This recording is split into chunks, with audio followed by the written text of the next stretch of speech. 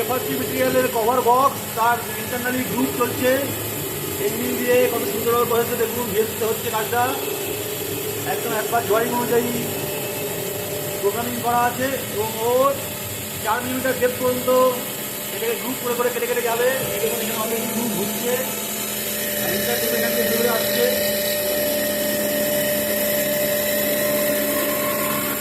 বুঝতে পারবেন সিএনসি আজকে মানুষ কেন ইউজ করছে, আজকে কোথায় মানুষ চলে গেছে টেকনোলজিতে।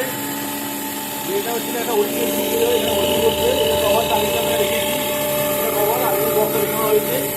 এই হচ্ছে প্রোগ্রামিং এখানে চলছে।